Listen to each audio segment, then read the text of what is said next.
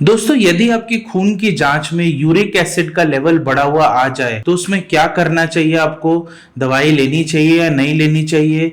क्या जीवन शैली में बदलाव करने चाहिए और टेंशन करनी चाहिए या नहीं करनी चाहिए? ये सब सवालों के जवाब आपको इस वीडियो में मिलेंगे। इसको अंत तक देखिए।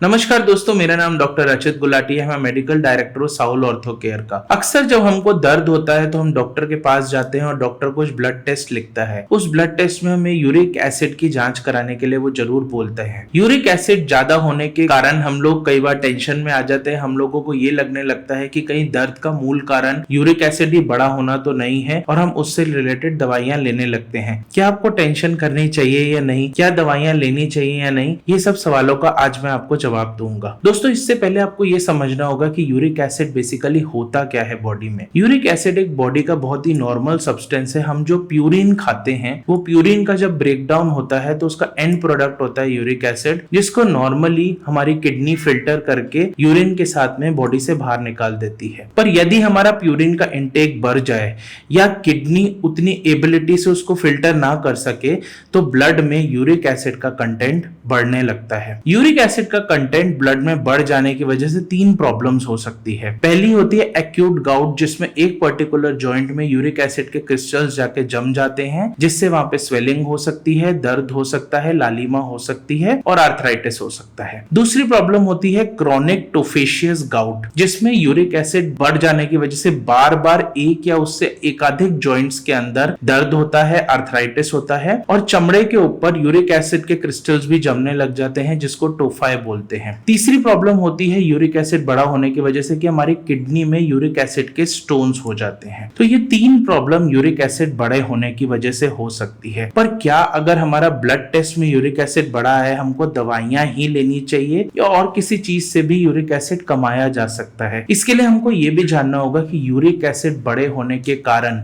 एक्सेप्ट ज्यादा प्यूरिन इंटेक के और किडनी के फिल्टर करने की इनएबिलिटी के और क्या क्या फैक्टर्स होते हैं जिससे यूरिक एसिड बड़ा होता है। उसमें सबसे प्रमुख कारण है कुछ दवाइयां ऐसी होती हैं जिसे हम खाते हैं, उससे यूरिक एसिड बढ़ जाता है। जैसे कुछ ब्लड प्रेशर की दवाइयां होती हैं जिसे खाने से यूरिक एसिड बढ़ता है। हमारे पांव यदि सूज जाएं, जिसे हम पीडल एडिमा बोलते हैं, उस सूजन को कम करने के लिए कुछ दवाइयां लेते हैं, उससे यूरिक एसिड बढ़ सकता है। ओबेसिटी यानी मोटापा यूरिक एसिड बढ़ाता है। विटामिन डी की डेफिशिएंसी, डायबिटीज हो जाना, कोलेस्ट्रॉल हो जाना, थायराइड कम हो जाना जिसको हाइपोथायरॉयडिज्म बोलते हैं, ब्लड प्रेशर ज्यादा हो जाना, ये सारे कारण यूरिक एसिड के हो सकते हैं, जिससे हमारा blood levels of uric acid ज्यादा होता है। तो सबसे पहले इनके मूल कारणों का इलाज करना जरूरी है। यदि आपकी शुगर ज्यादा है, बीपी ज्यादा है, थायराइड की प्रॉब्लम है, कोलेस्ट्रॉल ज्यादा है, तो उसको एड्रेस कीजिए। जो दवाइयां हैं जैसे हाइपरटेंशन की दवाइयां हैं, दूसरी भी कुछ दवाइयां हैं जैसे ट्यूबरकुलोसिस की कुछ दवाइयां हैं जिससे यूरिक एसिड बढ़ सकता है, कुछ एंटीबायोटिक्स हैं जिससे यूरिक एसिड बढ़ सकता है, उनको एड्रेस करना बहुत जरूरी है। इसके साथ साथ दूसरे कारण जैसे कि मोटापा हमारा, उसको एड्रेस करना बहुत ज्यादा जरूरी होता है यूरिक एसिड बढ़ने की वजह से। तो आप पहले इन कारणों को देखिए और उनका इलाज कीजिए। उसके बाद आपको ये देखना होगा कि यूरिक एसिड का आपका लेवल कितना है और आपको कितना टारगेट करना चाहिए। मर्दों के केस में 7 से नीचे यूरिक एसिड का लेवल रखना चाहिए और लेडीज के केस में 6 से नीचे यूरिक एसिड का लेवल टारगेट करना चाहिए। यदि आपको कोई लक्षण नहीं है पर सिर्फ ब्लड टेस्ट में ही आपका यूरिक एसिड बढ़ा हुआ आया है तो 9 की रेंज तक आपको कोई इलाज करने की जरूरत नहीं है। लेटेस्ट रिकमेंडेशंस यही कहती हैं दैट अप टू 9 मिलीग्राम पर decilitre uric acid is normal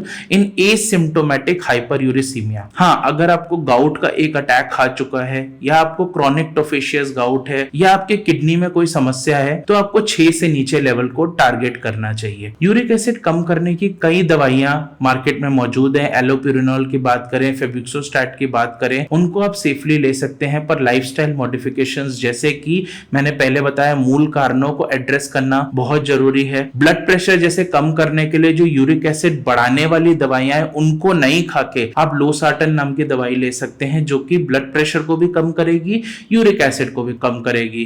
cholesterol के लिए आप फिनोफाइब्रेट नाम की एक टैबलेट ले सकते हैं जो कि कोलेस्ट्रॉल भी कम करेगी और यूरिक एसिड भी कम करेगी। इसके साथ साथ आपको रोजाना 3 से 4 लीटर पानी पीना जरूरी है जिससे जिससे आपको यूरिन ज्यादा हो और excess uric acid flush out हो जाए। उसके साथ साथ कुछ ऐसे पदार्थ बिल्कुल नहीं खाने चाहिए जिससे यूरिक एसिड आपका बढ़ता है। डाइट इन हाइपरयूरेसीमिया को लेके काफी सारे डाउट्स हैं, काफी सारे लोग मिथ्या बातें फैलाते हैं कि क्या लेना चाहिए और क्या नहीं लेना चाहिए। एक बात आप हमेशा ध्यान रखिए, वेजिटेबल प्रोटीन लेने से कभी भी आपका यूरिक एसिड नहीं बढ़ेगा और वो गाउट नहीं होगा। तो दालों का, दलिए का, दही का, दूध का सेवन रोक देना ये कोई इलाज नहीं है। आपको अल्कोहल कम करनी पड़ेगी, समुद्री जीवों का सेवन कम करना पड़ेगा, रेड मीट कम करना पड़ेगा और इसके साथ साथ जो आर्टिफिशियल स्वीटनर्स होते हैं, आर्टिफिशियल जूसेस जो होते हैं उसको कम करना पड़ेगा, फ्लोर यानी मैदा को कम करना पड़ेगा। डाइट लेने के लिए आपको विटामिन सी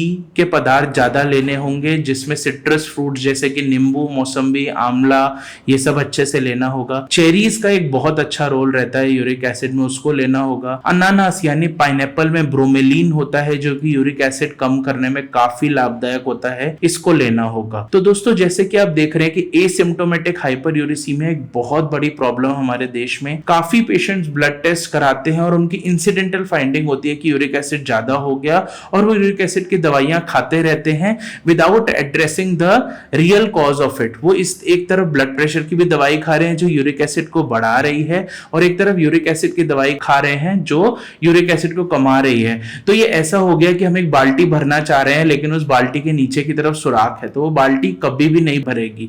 तो आपको ये जानकारी होना बहुत जरूरी है। इस वीडियो को ज्यादा से ज्यादा लोगों तक पहुंचाइए। हम साउल ऑर्थो केयर के इस यूट्यूब चैनल पे ऐसी काफी सारे वीडियोस आपके साथ शेयर करते रहते हैं जिनसे आपको ये सब जानकारियां मिलती रहती है। हम ऐसा मानते हैं और इस बात के लिए प्रतिबद्ध हैं कि अवेयरनेस सबको होनी चाहिए अपने पेन से रिलेटेड। तो आप ये जानकारी अपने पास हमेशा रखिए और इस वीडियो से रिलेटेड आपको कोई भी कमेंट या कोई भी डाउट या कोई भी क्वेरी है तो नीचे कमेंट बॉक्स में बेझिझक टाइप कीजिए। Thank you.